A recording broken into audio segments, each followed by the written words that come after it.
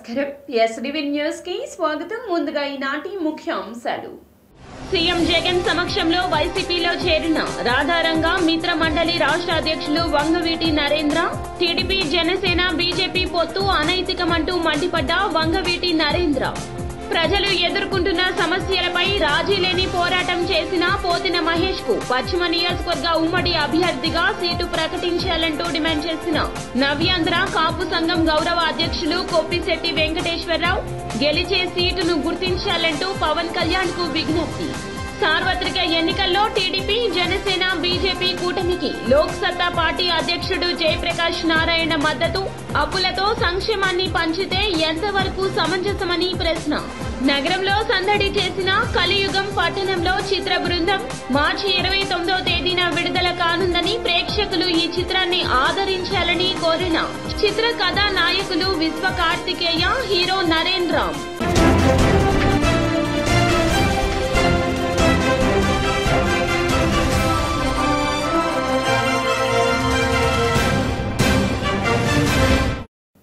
ఇక డీటెయిల్స్ చూస్తే రాధారంగ మిత్ర మండలి రాష్ట్ర అధ్యక్షులు వంగవీటి నరేంద్ర సీఎం జగన్ సమక్షంలో వైసీపీలోకి చేరారు. ఈ కార్యక్రమంలో YSRCP regional coordinator PV Mithun Reddy, Radharanga మిత్ర మండలి సభ్యులు షేక్ బాబు, ఇమ్రాన్ రజా, పి నరేంద్ర, నాగ శ్రీనివాస్ పాల్గొన్నారు. పార్టీలో చేరిన అనంతరం వంగవీటి నరేంద్ర మీడియాతో మాట్లాడుతూ టీడీపీ జనసేన బీజేపీ పొత్తు అనైతికమంటూ మండిపడ్డారు. కూటమి ఏర్పడింది ప్రజల కోసం కాదు, వారి స్వార్థం కోసమన్నారు. ప్రజలు సంక్షేమం గురించి టీడీపీ ఏనాడు ఆలోచించలేదంటూ మండిపడ్డారు. గెలిచే సీటును పవన్ కళ్యాణ్ గుర్తించాలంటూ నవ్యాంధ్ర కాపు సంఘం గౌరవ అధ్యక్షులు కొప్పిశెట్టి వెంకటేశ్వరరావు కోరారు. చెరువు సెంటర్ కాపు సంఘ కార్యాలయంలో ఏర్పాటు చేసిన విలేకరుల సమావేశంలో కాపు నాయకులు మాట్లాడుతూ కాపు, తెలగ, ఒంటరి, బలిజ కులస్తులు అందరూ కలిసి ముక్త కంఠంతో పశ్చిమ నియోజకవర్గం జనసేన అభ్యర్థిగా పోతిన మహేష్ ను ఉమ్మడి అభ్యర్థిగా ప్రకటించాలంటూ ఈ సందర్భంగా డిమాండ్ చేశారు. విజయవాడ నగరంలో దివంగత నేత వంగవీటి మోహనరంగ ప్రజలు ఎదుర్కొంటున్న సమస్యల పరిష్కారం కోసం రాజీ లేని పోరాటం చేసి ఎంతో మందికి ఆదర్శంగా నిలిచారన్నారు. ముఖ్య ఉద్దేశం ఏంటంటే విజయవాడ టౌన్ కాపులకి అడ్డా. 1962 నుంచి చూసుకుంటే కాపు జాతి ఎక్కువగా నివసించిన ప్రాంతం ఏదైనా ఉందంటే అది విజయవాడ ప్రాంతం. విజయవాడ ప్రాంతంలో కాపులు ఎక్కువ శాతం నివసించడం, కాపు ఐకాన్గా మా వంగవీటి మోహన్ రంగ గారు విజయవాడ సమస్యల మీద ప్రతి సమస్య మీద గళమెత్తి విజయవాడకి ఒక ప్రత్యేకమైన గుర్తింపు తెచ్చి ఈరోజు విజయవాడ సిటీ అంటే వంగవీటి అడ్డాగా చేసింది మా వంగవీటి మోహన్ రంగ గారు. తర్వాత కాలంలో మాకంటూ ఒక గుర్తింపుగా ఒక పార్టీ చిరంజీవి గారు ప్రజారాజ్యం పెట్టారు. ఆయన మా కాపులకి ఆయన ఒక ముద్దు బిడ్డ. ఆ రోజు మేము అతన్ని పూర్తిగా ఓన్ చేసుకుంటాం జరిగింది. చేసుకొని ఉన్న కాపు సంఘాలన్నీ ఆ పార్టీ తరఫున కాపు సంఘాలే కాకుండా అతని అభిమానులు పూర్తిగా అతనికి కోఆపరేట్ చేసి ఈ విజయవాడ సిటీలో 3 స్థానాలని కైవసం చేసుకునేవాళ్ళు. స్థానాలు కైవసం చేసుకున్నాం మంచి మెజార్టీతో. ఒక్క స్థానం ఒక 100 ఓట్ల తేడాతో ఓడిపోవడం జరిగింది. ఆ తదుపరి రాజకీయ పరిణామాల్లో ఆ పార్టీ ఇబ్బందుల్లో ఉండి ఆ పార్టీ కొనసాగలేకపోతే ఆ పార్టీ ఐకాన్తోనే జనసేన పార్టీ పవన్ కళ్యాణ్ గారు జనసేన పార్టీ పెట్టారు. జనసేన పార్టీ పెట్టిన తర్వాత ఒక ఎలక్షన్కి వెళ్ళడం జరిగింది. ఒకసారి జనసేన పార్టీ పోటీ చేయకుండా ఆ రోజు ఒక తెలుగుదేశం పార్టీకి మద్దతు ఇవ్వడం జరిగింది. రెండోసారి అతను పోటీ చేయడం జరిగింది. గౌరవప్రదమైన ఓట్లే విజయవాడ సిటీలో వచ్చినాయి. టీడీపీ జనసేన బీజేపీ కూటమికి తమ మద్దతు ప్రకటిస్తున్నట్లు లోక్ సత్తా పార్టీ అధ్యక్షులు జయప్రకాష్ నారాయణ వెల్లడించారు. జయప్రకాష్ నారాయణ మీడియాతో మాట్లాడుతూ టీడీపీ అధినేత చంద్రబాబు, జనసేన అధ్యక్షుడు పవన్ కళ్యాణ్, ప్రధాని నరేంద్ర మోదీలు ప్రజల సంక్షేమంతో పాటుగా సంపద, పెట్టుబడులు, దీర్ఘకాలం భద్రతకు ప్రాధాన్యత ఇచ్చే విధానాలకు కట్టుబడి ఉన్నారన్నారు. కాల శ్రేయస్సు టీడీపీ, జేఎస్పీ, బీజేపీ కూటమికి తన మద్దతు ఉంటుందని, ఎందుకంటే ఇది నిర్దిష్ట కులానికి సేవ చేయడం కంటే సూత్రాలపై ఆధారపడిన పాలనను లక్ష్యంగా పెట్టుకుందన్నారు. దాంతో కులాన్నే సమీకరణకు వాడుతున్నారు. నేను మళ్ళీ చెప్తున్నా, ఇందాక అన్నాను నేను, ఈవేళ రేపు పొద్దున్న పత్రికల్లో వెంటనే రకరకాల దుమారాలు వస్తాయి, సోషల్ మీడియాలో జేపీ గారు కూడా ఫలానా కులము ఫలానా మతము. మన కర్మ కొద్దీ ఈ దేశంలో పుట్టిన ప్రతి వాడికి ఒక కులం అంటుంది, ఒక మతం అంటుంది. కానీ మనందరం చూడవలసింది ఒక మనిషి చరిత్రను. మహాత్మా గాంధీని వైశ్యుడని, అంబేద్కర్ని దళితుడని చెప్పంటే మనం అవమానం చేసుకుంటున్నాం. పుట్టుక మన చేతుల్లో లేదు, బతుకు మన చేతుల్లో ఉంది. పుట్టికే బతుకుని శాసిస్తే ఇంకా జాతికి అర్థం లేదు, ఈ రాజ్యాంగానికి విలువ లేదు. మనం చూడాల్సింది ఒక మనిషి మాట్లాడినప్పుడు ఎలాంటి జీవితం, ఎలాంటి విశ్వసనీయత, ఆలోచనలకి మాటలకి చేతలకి మధ్య ఏ మేరకు అంతరం ఉన్నది, అది చూడాలి తప్ప నువ్వు ఏ ఊళ్ళో పుట్టావు, ఏ కులంలో పుట్టావు. తెలంగాణలో నేను నివసిస్తున్నాను కాబట్టి కొన్ని సందర్భాల్లో నేను కటువైన మాటలు చెప్తే ఆయన ఆంధ్ర ప్రాంతంలో పుట్టాడు ఆయనకెందుకు అంటారు. మళ్ళీ రేపొద్దున వాళ్ళు మంచి పని చేసినప్పుడు మీరు చెప్పింది మంచి అంటే జేపీ గారు కూడా ఏ మాట అన్నాడు అంటారు మళ్ళీ వాళ్ళే. అదే మనుషులు. మనకి చాలా ఈ నోటికి అర్థం లేదు. నేను చాలా పచ్చిగా చెప్తున్నాను, ఎందుకంటే పచ్చిగా చెప్పకపోతే అర్థం కాదు. నేను చాలా ఫ్రాంక్గా చెప్తున్నాను. ఈ మాటలు అందరి మనసుల్లో ఉన్నాయి, ఎవడో ఒకటి చెప్పాలి కదా. నిజము చెప్పినవాడు నిజము చెప్పని నాడు ఇందాక చెప్పాను, 2 రాష్ట్రాలు ఉటంకించాను. దాని మీద జాతీయ స్థాయిలో ప్రతి రాష్ట్రాన్ని విశ్లేషిస్తూ ఓ సమగ్రమైన పత్రాన్ని లోక్సత్తా వెలువరించింది. వెంటనే ఒక్కరోజున క్రమశిక్షణ సాధ్యం కాకపోవచ్చు, కానీ 2-3 ఏళ్లలో ఆర్థిక పరిస్థితి చక్కబెట్టాలి. ఆంధ్రప్రదేశ్ రాష్ట్రంలో ఈవేళ రెవెన్యూ లోటు 2 ఏళ్ల క్రితం 41,000 కోట్ల రూపాయలు, 43,500 కోట్లు ఉంది. చివరి అంకెలు మనకు రాలేదు, ఇంకా 23-24 అంకెలు మార్చి. ఇంకా విజయవాడ నగరంలో కలియుగం పట్టణంలో చిత్ర బృందం సందడి చేసింది. కలియుగం పట్టణంలో చిత్రం ప్రమోషన్ లో భాగంగా మురళీ ఫార్చ్యూన్ రోడ్ లోని ఒక హోటల్లో చిత్ర యూనిట్ విలేకరుల సమావేశం ఏర్పాటు చేసింది. ఈ సందర్భంగా కథానాయకుడు విశ్వ కార్తికేయ మాట్లాడుతూ కనకదుర్గమ్మ దర్శనంతో తమ చిత్రం ప్రమోషన్ ప్రారంభించామన్నారు. కళాశాల విద్యార్థులతో తమ చిత్ర విశేషాల్లో ముచ్చటించిన సమయంలో వారి నుంచి వచ్చిన స్పందన ఎంతో సంతోషంగా ఉందన్నారు. క్రైమ్, థ్రిల్లర్, లవ్ ఎలిమెంట్స్ తో ఈ చిత్రం ఉంటుందని చెప్పారు. బాల నటుడిగా ఎన్నో చిత్రాల్లో నటించానని వెల్లడించారు. హాయ్ ఎవరీవన్, నా పేరు రమాకాంత్. సో మూవీ టైటిల్ వచ్చేసి కలియుగం పట్టణంలో. సో టైటిల్ ఏంటి అంటే స్టోరీ మీదనే బేస్ అయి ఉంటుంది. సో చాలా మంచి రెస్పాన్స్ వచ్చింది టైటిల్కి. ఒక యూనిక్ స్టోరీ అండ్ ఏదైనా థ్రిల్లర్ అంటే ఒక పార్ట్గా ఉంటుంది, బట్ ఇందులో sentiment, love, romance and thrill everything అన్నీ యాడ్ అయి ఉంటాయి. ఒక యూనిక్ క్రైమ్ ఉంటుందండి. సో నేను ఆడియన్స్కి అందరికి చెప్పేది ఏంటి అంటే దాన్ని ఎవరు ఫాలో చేయొద్దు. అది చూడడానికి చాలా టెంప్టింగ్గా ఉంటుంది, అది చేయాలని కూడా అనిపిస్తుంది. సో హంబల్ రిక్వెస్ట్, ఎవరు కూడా ఆ క్రైమ్ని ఫాలో చేయండి ప్లీజ్. అలాగే నాకు విశ్వ దొరకడం చాలా అదృష్టం అండి. చాలా అంటే చాలా బాగా యాక్ట్ చేశాడు, ఎక్కడ కూడా ఏ ఇబ్బంది పెట్టలేదు. అలాగే ఆయుషి అండ్ నరేన్ చాలా మంచి సపోర్ట్ ఇచ్చారు. కొత్త వాళ్ళైనా సరే ఎక్కడ ఎనర్జీ డ్రాప్ అవ్వకుండా, సో ఇది చేయాలా ఇది చేయకూడదు అనకుండా అంతా కూడా ఎవల్యూషన్ అవుతుంది. కానీ వర్క్ అదే హెవీ రెస్పాన్స్ అండి, హెవీ అంటే హెవీ రెస్పాన్స్. ప్రతి ఒక్క కాలేజ్లో కూడా చాలా చాలా థ్రిల్ ఫీల్ అవుతున్నారు and they are eagerly waiting, like they are showing their interest అనమాట. చాలా మాకే చాలా కొత్తగా అనిపించింది. అంటే మేము టూర్ స్టార్ట్ చేసినప్పుడు కూడా ఏమనుకున్నామంటే వీఆర్ అప్కమింగ్. ఆల్సో లైక్ టీజర్స్కి డిజిటల్ వైజ్ మంచి రెస్పాన్స్ వచ్చింది, మీడియా సపోర్ట్ బాగుంది. బట్ స్టిల్ కాలేజెస్కి వెళ్ళినప్పుడు మాకు ఒక చిన్న ఫియర్ ఉంటుంది కదా, ఎంతవరకు రీచ్ వెళ్ళింది అనేది. సో ఫస్ట్ డే 1 మేము కాలేజ్కి వెళ్ళిన నుంచే ఆ రెస్పాన్స్ అనేది మాకు చాలా హెవీగా ఉంది.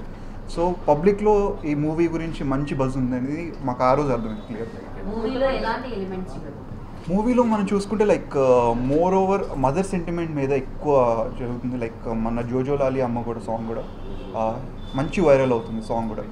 సో మూవీ కూడా the same thing, like crimes and sentiment. Starting day నుండి ఇప్పటివరకు బాగా సపోర్ట్ చేస్తూ వచ్చారు.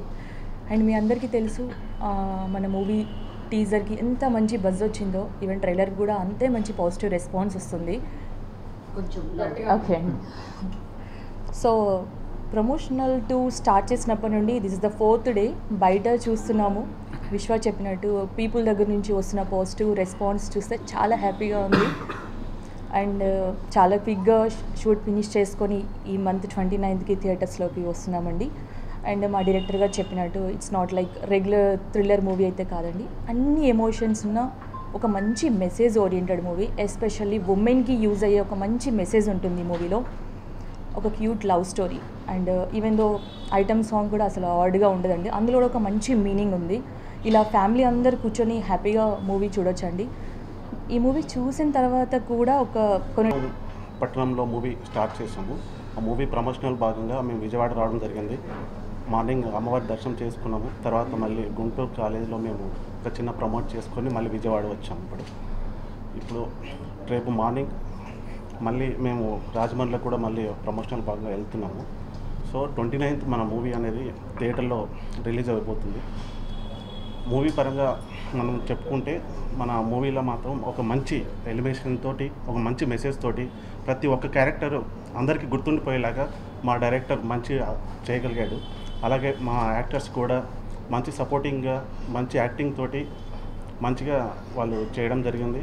ఈ మూవీలో వచ్చేసి ప్రత్యేకంగా సెంటిమెంట్ కానివ్వండి, ఎమోషనల్ క్యారెక్టర్ కానివ్వండి, ప్లస్ యాక్షన్ సీన్ కానివ్వండి, క్రైమ్ కానివ్వండి, థ్రిల్లింగ్ కానివ్వండి, ప్రతి ఒక్క విషయంలో అందరికీ మంచి ఒక ఎక్స్పీరియన్స్ అవుతుందని నేను మనస్ఫూర్తిగా కోరుకుంటున్నాను. మీరు అందరూ కలిసి thank you for media peoples and అందరూ సపోర్ట్ ఇచ్చారు. అండ్ ఇవాళ విజయవాడ దుర్గమ్మ గుడికి వెళ్ళాం. బాగా బ్లెస్సింగ్స్తో స్టార్ట్ చేసాం మా కెరియర్ ఇది టూరు. సో బాగా రెస్పాన్స్, అన్ని కాలేజ్లో బాగా రెస్పాన్స్ చేశారు. ఎస్పెషల్లీ అన్ని యంగ్స్టర్స్, ఇలాంటి పిల్లలే ఈ మూవీ గురించి చాలా నేర్చుకోవాలి. సో ఈ స్టోరీ లైన్ చూసారంటే అలాంటి కాలేజ్ పిల్లలు తెలుసుకుంటేనే ఇది మంచిది, ఇది చెడ్డదని ఈజీగా ఇది కన్వే చేసే స్టోరీ ఇది. సో వాళ్ళు చూసి మంచి వే ఏది, బ్యాడ్ వే ఏది వాళ్ళు చూస్ చేసుకునే లైఫ్ అది. సో ఈ టైంలో వాళ్ళు ఈ మూవీ చూసారంటే కొంచెం నాలెడ్జ్ ఎక్కువ పెరుగుతుందని మా ఒపీనియన్ ఇది. అండ్ స్టోరీ లైన్ కూడా అలానే ఉంది. సో ఆడియన్స్ వాళ్ళు ఎలా కన్వే చేసుకుని వాళ్ళు తెలుసుకోవాలి. అండ్ నా పార్ట్ చూసారంటే కొంచెం ఇంపార్టెంట్ రోల్ చేశాను, మెయిన్ రోల్. సో దానివల్ల ఒక ట్విస్ట్ ఉంటుంది స్టోరీలో. సో మీరు చూసి అది చెప్పండి ఎట్లా ఉందని. అండ్ తెలుగులో ఇది నా ఫస్ట్ మూవీ. తమిళ్లో నేను ఒక 2 మూవీస్ హీరోగా చేశాను. సో రిలీజ్ అయిపోయింది అక్కడ. మన తలపతి విజయ్ ఉన్నారు కదా, వాళ్ళ father direction, S A Chandrasekhar sir డైరెక్షన్లో. దేవినేని అవినాష్ గెలుపు కోసం బీసీలందరూ కలిసి సమైక్యంగా పని చేయాలంటూ బీసీ సంఘం జాతీయ అధ్యక్షులు ఆర్ కృష్ణయ్య పిలుపునిచ్చారు. గుణదల్లోని వైఎస్ఆర్సీపీ కార్యాలయంలో ఆయన మీడియాతో మాట్లాడారు. నియోజకవర్గానికి ఇన్ఛార్జిగా ఉంటూనే 100 కోట్ల రూపాయలతో అవినాష్ అభివృద్ది చేశారన్నారు. అవినాష్ ఇక్కడ పడుతున్న కష్టం చూసి ఆశ్చర్యపోయానన్నారు. గొప్ప మెజారిటీతో అవినాష్ ని గెలిపించాలని కోరారు. లోటు బడ్జెట్ రాష్ట్రాన్ని వైఎస్ జగన్ విజయవంతంగా ముందుకు తీసుకెళ్తున్నారన్నారు. కష్టపడి పనిచేసే వారికి అండగా ఉండాలన్నారు. అనంతరం దేవినేని అవినాష్ మాట్లాడుతూ బీసీల కోసం ఆర్ కృష్ణయ్య ఎన్నో పోరాటాలు చేశారన్నారు. చాలా రోజులుగా నాకు పరిచయం. ఆయన జీవితాంతం ఎస్సీ, ఎస్టీ, బీసీల గురించి, వాళ్ళ అభివృద్ధి గురించి, వాళ్ళ కష్టాలు తీర్చేటటువంటి గొప్ప నాయకుడు దేవినేని నైరు. అదేవిధంగా దేవినేని నైరు ఏ విధమైనటువంటి సమాజం పట్ల అంకితభావం ఉన్నదో ఆయన కుమారుడు, యువకుడు దేవినేని అవినాష్ మొత్తం ఆయన బాటలో నడుస్తున్నాడు. ఇక్కడ ఏ ప్రజలను అడిగినా రోజు దర్బారు పెట్టి అధికారంలో లేకున్నా ఫోన్లు చేసి వాళ్ళ కష్టాలు తీర్చేటటువంటి నాయకుడు దేవినేని అవినాష్. ఆయన ఈ నియోజకవర్గం నుంచి ఎమ్మెల్యేగా భారీ మెజార్టీతో గెలిపించాలని చెప్పి ఇక్కడ ప్రజలందరికీ కూడా నేను స్కీమ్లు వస్తాయి, అభివృద్ధి చెందడానికి అవకాశం ఉంటుందని చెప్పి స్థానిక ప్రజలందరికీ కూడా నేను విజ్ఞప్తి చేస్తున్నా. ముఖ్యమంత్రి జగన్మోహన్ గొప్ప సంఘ సంస్కర్త. ఆయన మన అభివృద్ధికి ఆంధ్రప్రదేశ్ ఒక 20 ఏళ్లలో దేశంలో కాదు వరల్డ్లోనే నెంబర్ 1 అవుతుంది. ప్రపంచంలో ఏ దేశంలో అయితే విద్యకు అత్యధిక ప్రాధాన్యత ఇచ్చారో ఆ దేశాలు ప్రపంచంలో అగ్రదేశంగా మారిపోయాయి. జపాన్ 100 ఏళ్ల కిందనే విద్యకు అక్కడి పాలక వర్గం, మా ప్రధానమంత్రులు, ముఖ్యమంత్రులు చదువుకు అత్యంత ప్రాధాన్యత ఇచ్చి professional education, engineering, primary education ప్రతి ఒక్కరిని కూడా చదివిస్తే ఆ దేశం ఇప్పుడు ప్రపంచంలో అగ్రదేశం. అమెరికా అదేవిధంగా, చైనా ఎప్పుడైతే చదువుకు ప్రాధాన్యత ఇచ్చిందో, అక్కడ విప్లవం వచ్చిందో, ఆ ప్రభుత్వాలు చదువుకు ప్రాధాన్యత ఇచ్చిందో ఆ దేశాలన్నీ కూడా అగ్రదేశం. ఆర్ కృష్ణయ్య గారు ఈరోజు విజయవాడ తూర్పు నియోజకవర్గం వైఎస్ఆర్ కాంగ్రెస్ పార్టీ కార్యాలయానికి ఇచ్చేసి ఈ రాష్ట్రంలో ముఖ్యమంత్రి జగన్మోహన్ రెడ్డి గారి ఒక నాయకత్వంలో జరుగుతున్న అభివృద్ధి సంక్షేమ కార్యక్రమాలతో పాటు గతంలో ఆర్ కృష్ణయ్య గారు ఏదైతే ఆయన జీవితాంతం గల బీసీల కోసం బీసీల యొక్క హక్కుల కోసం ఏ విధంగా అయితే పోరాటం చేశారో ఈరోజు ఆయన చేసిన పోరాటాలన్నీ గల నెరవేర్చిన ఈ రాష్ట్రంలో వైఎస్ జగన్మోహన్ రెడ్డి గారు అని చెప్పని జగన్మోహన్ రెడ్డి గారు ఒక నాయకత్వంలో జగన్మోహన్ రెడ్డి గారికి అత్యంత సన్నిహితంగా జగన్మోహన్ రెడ్డి గారికి దగ్గరగా ఉండే ఆర్ కృష్ణయ్య గారు ఈరోజు నియోజకవర్గానికి వచ్చి మా తూర్పు నియోజకవర్గ బీసీ ముఖ్య నాయకులతో సమావేశమై ఈ దేశంలో అనేక మంది ముఖ్యమంత్రులు పరిపాలిస్తున్నారు. ముజావర్ల సమస్యలు పరిష్కరించుకునేందుకు త్వరలోనే కమిటీ సమావేశం జరుపుకుంటామని ముజాకారుల కమిటీ మాజీ ఉపాధ్యక్షులు సయ్యద్ అహ్మద్ అన్సారీ వెల్లడించారు. ముజావారుల కమిటీలో జరిగిన అవకతవకలపై విచారణ చేపట్టాలంటూ ఈ నెల 16వ తేదీన ఏర్పాటు చేసిన మీడియా సమావేశంలో కమిటీ అధ్యక్షుని పేరు సయ్యద్ అల్తాఫ్ అని తాను ప్రస్తావిస్తే వార్తాపత్రికల్లో పొరపాటుగా అల్తాఫ్ రజా అని ప్రచురితమైందని ముజావారుల కమిటీ మాజీ ఉపాధ్యక్షులు సయ్యద్ అహ్మద్ అన్సారీ తెలిపారు. గాంధీనగర్ ప్రెస్ క్లబ్ లో మీడియాతో ఆయన మాట్లాడుతూ మా కమిటీతో సంబంధం లేని అల్తాఫ్ రజా పేరు ప్రచురితం అవడం బాధాకరమని అందుకు చింతిస్తున్నట్లు తెలిపారు. వారు ఫస్ట్లో పాత ప్రెసిడెంట్గా చేసినారు. ఆ తర్వాత ఇప్పుడు ప్రస్తుతము 20 సంవత్సరాల క్రిందట సయ్యద్ అల్తాఫ్ అతను న్యాయవాది వించిపేట పంజాబ్ సెంటర్ వారు ప్రెసిడెంట్గా వచ్చినారు. పొరపాటున కూడా సయ్యద్ అల్తాఫ్ గారి పేరు ప్రింట్లో పడినది. ఈ వివరణ ఇవ్వటానికి నేను ఈ రోజున ప్రెస్ మీట్ ఏర్పాటు చేసినాను. మా ముజావరులలో ఒకరికొకరికి కొద్దిగా అవకతవకలు ఉన్నవి.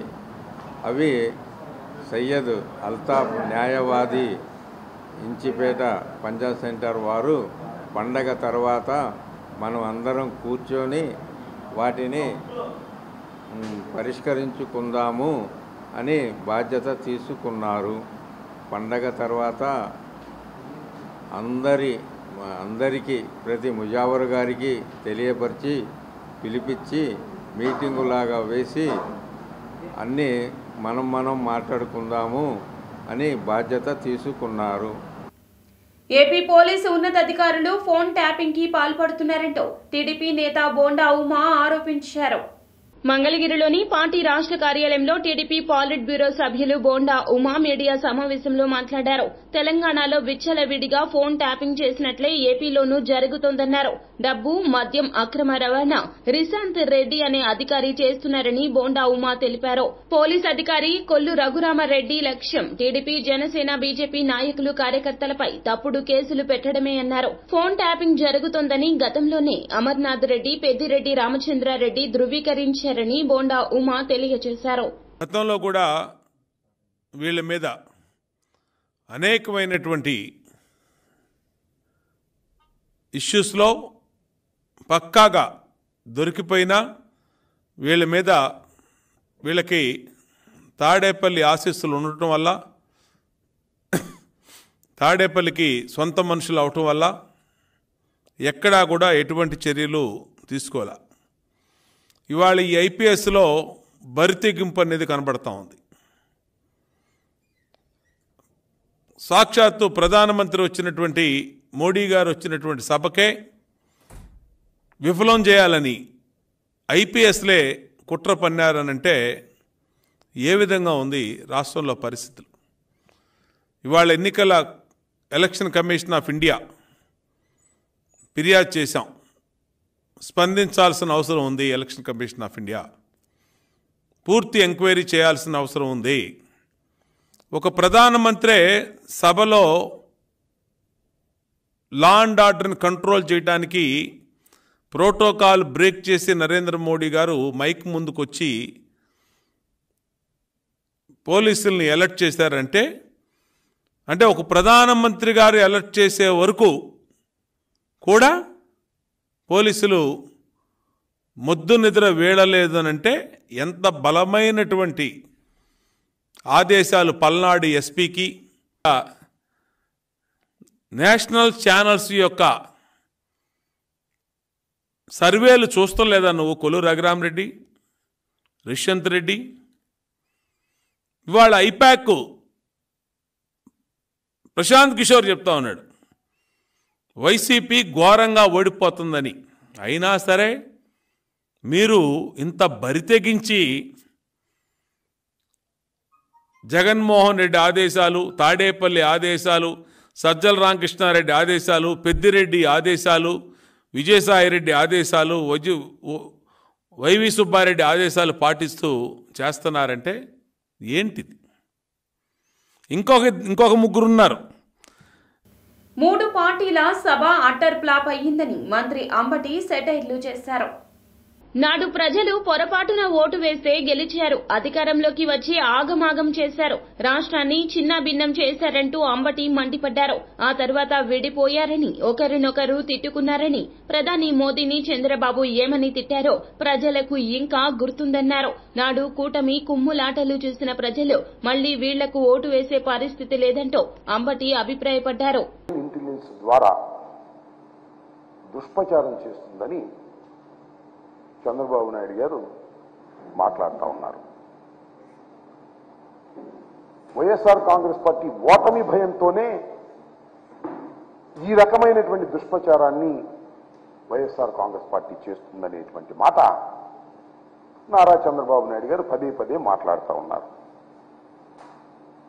ఇంకా రెండో అంశం ఏమిటంటే, సాక్షాత్తు ప్రధానమంత్రి వచ్చి ఆంధ్రప్రదేశ్లో చిలకలూరిపేటలో మీటింగ్ పెడితే కనీసమైన భద్రత కూడా కల్పించలేకపోయింది ప్రభుత్వం, పోలీసు యంత్రాంగం అనేటువంటి ఒక దుష్ప్రచారాన్ని ప్రారంభించారు.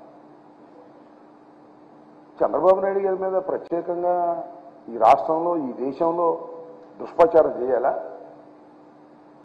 లేదు ఆర్టిఫిషియల్ ఇంటెలిజెన్స్ ద్వారా దుష్ప్రచారం చేయాలా?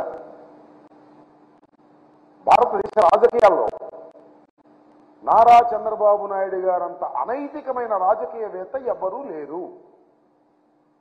అంతేకాకుండా ఈజ్ ఎ మ్యానిపులేటర్, ప్రజానాయకుడు కాదు. అనేక మోసాలు చేసి అధికారాన్ని నిలబెట్టుకోవడానికి ప్రయత్నం చేసేటటువంటి ఒక నీచమైన మనస్తత్వం కలిగినటువంటి వ్యక్తి అనేది చాలా స్పష్టంగా ఎస్టాబ్లిష్ అయిపోయినటువంటి ఫ్యాక్ట్. ఆయన మీద మన ఆర్టిఫిషియల్ ఇంటెలిజెన్స్ నాకు అర్థం కాదా? ముస్లింల గురించి ఎప్పుడు ఏ విధంగా మాట్లాడాడో ప్రజలందరికీ గుర్తుంది, ముఖ్యంగా ముస్లింలకు మరింతగా గుర్తుంది. నేను మనవి చేస్తున్నా, ఇవాళ ఈ రాష్ట్రంలో భారతీయ జనతా పార్టీతో పొత్తు పెట్టుకున్నటువంటి సైకిల్కి ఓటు వేస్తే ముస్లిం వైసీపీ తొత్తులుగా పనిచేస్తున్న అధికారులను వదలబోమని టీడీపీ అధికార ప్రతినిధి నాగుల్ మీరా హెచ్చరించారు. టీడీపీ రాష్ట్ర అధికార ప్రతినిధి నాగుల్ మీరా మీడియాతో మాట్లాడుతూ సొంత బాబాయిని గొడ్డలితో చంపిన వాళ్ల నాయకుల్ని వైసీపీ కార్యకర్తలు ఆదర్శంగా తీసుకున్నారన్నారు. మొన్న కర్నూలు జిల్లా చాగలమర్రిలో ఇమాం హుస్సేన్ పై వైసీపీ కార్యకర్తల గొడ్డలి వేటు వేశారన్నారు. నిన్న గిద్దలూరులో గిరిజన యువకుడు మున్నయ్యను గొడ్డలితో నరికి చంపారంటూ ఆగ్రహం వ్యక్తం చేశారు. ఓట్లు వేసి గెలిపించిన ఎస్సీ, ఎస్టీ, బీసీ మైనార్టీలకు జగన్ దాడులు, హత్యలు రిటర్న్ గిఫ్ట్ గా ఇస్తున్నారంటూ విమర్శించారు. రంజాన్ మాసంలో ఉపవాసం ఉన్నటువంటి చాగమర్రిలో ఇమాం హుస్సేన్ అనేటువంటి వ్యక్తి పైన వైసీపీ గుండాలు దాడి చేసి గొడ్డలతో అతి కిరాతకంగా నరుకుతున్నటువంటి నేపథ్యంలో అల్లా అల్లా అని అరిసినా కూడా కరుణించకుండా అత్యంత దారుణంగా వైసీపీ గుండాలు అతని హత్య చేశారు. దీనిని ఈ రాష్ట్రంలో ఉన్నటువంటి ముస్లిం సమాజం మొత్తం కూడా ఇది తీవ్రంగా ఖండిస్తూ ఉన్నది, వ్యతిరేకిస్తున్నది. ఈ అరాచకాలకు అడ్డుకట్ట వేయవలసినటువంటి అవసరం ఉన్నది. నిన్న గిద్దలూరులో ఒక గిరిజన బిడ్డ, ఒక ఎస్టీ మునేయుపై ఇదే రకమైనటువంటి పద్ధతుల్లో గొడ్డళ్లతో నరికి వైసీపీ గుండాలు హత్య చేసినటువంటి నేపథ్యం. సొంత బాబాయిని అతి కిరాతకంగా సుపారీ ఇచ్చి గొడ్డళ్లతోటి నరికి చంపినటువంటి నేపథ్యం. జగన్మోహన్ రెడ్డి చెప్పాడు మా బాబాయిని గొడ్డలతో కిరాతకంగా నరికి చంపారని. దానికి దస్తగిరి. వార్తలు ముగించే ముందు ముఖ్య అంశాలు మరోసారి. సీఎం జగన్ సమక్షంలో వైసీపీలో చేరిన రాధారంగ మిత్ర మండలి రాష్ట్ర అధ్యక్షులు వంగవీటి నరేంద్ర. టీడీపీ జనసేన బీజేపీ పొత్తు అనైతికమంటూ మండిపడ్డ వంగవీటి నరేంద్ర. ప్రజలు ఎదుర్కొంటున్న సమస్యలపై రాజీ లేని పోరాటం చేసిన పోతిన మహేష్ కు పశ్చిమ నియోజకవర్గ ఉమ్మడి అభ్యర్థిగా సీటు ప్రకటించాలంటూ డిమాండ్ చేసిన నవ్యాంధ్ర కాపు సంఘం గౌరవ అధ్యక్షులు కొప్పిశెట్టి వెంకటేశ్వరరావు. గెలిచే సీటును గుర్తించాలంటూ పవన్ కళ్యాణ్ కు విజ్ఞప్తి. సార్వత్రిక ఎన్నికల్లో టీడీపీ జనసేన బీజేపీ కూటమికి లోక్ సత్తా పార్టీ అధ్యక్షుడు జయప్రకాష్ నారాయణ మద్దతు. అప్పులతో సంక్షేమాన్ని పంచితే ఎంతవరకు సమంజసమని ప్రశ్న. నగరంలో సందడి చేసిన కలియుగం పట్టణంలో చిత్ర బృందం. మార్చి 29వ తేదీన విడుదల కానుందని ప్రేక్షకులు ఈ చిత్రాన్ని ఆదరించాలని కోరిన చిత్ర కథా నాయకులు Vishwa Karthikeya, hero Narendra. SDV news సమాప్తం. నమస్కారం.